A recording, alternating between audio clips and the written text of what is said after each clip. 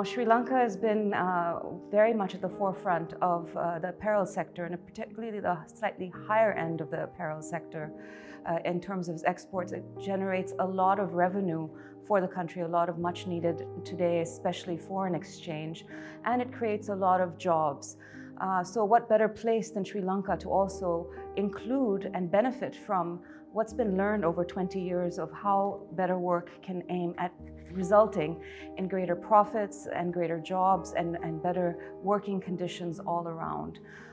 So when came here to Sri Lanka, now been here 5.5 years, one of my favorite and most important endeavors was to see that we actually see BetterWork come here.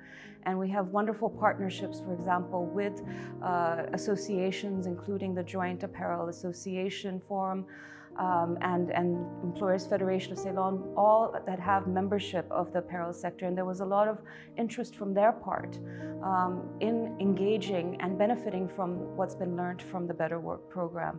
So the partnership was there, the interest was there, and also, of course, Sri Lanka is a recipient of GSP. GSP Plus now from the European Union, from the United States, and several others. So in terms of trade benefits as well, the BetterWork program, and especially how it tries to promote ILO standards and better working conditions, is essential also in terms of looking good and benefiting actually from GSP Plus schemes. So we brought this with the support of the European Union that are funding this program, and Sri Lanka is, I think, one of the youngest, it is the youngest in the BetterWork global program of the ILO. It started about a year ago almost now here in Sri Lanka, and it's quite different. It's from the other massive operations in that it really is trying to create a unique BetterWork brand and style in Sri Lanka, where it's really focusing on some of the key fundamentals within the industry, which is ensuring safety and health, ensuring that there are more women workers and women workers in management positions and levels of seniority.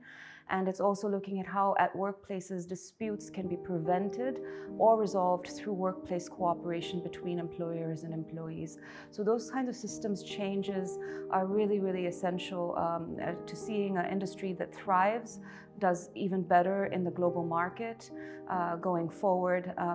And I think my last point here is why Sri Lanka. It is not a small industry. I mentioned 350 export companies, but actually it employs some 350,000 workers directly. But if you look indirectly in terms of the ecosystem and support surrounding this industry, there's another 700,000 plus jobs, so over 1 million jobs in a country of 21 million population is no small feat. So it's really important that such an important industry with so many employees and potential for creating employment and revenue for the country also benefits and promotes and is seen as a bastion for promoting good labor practices, good labor standards.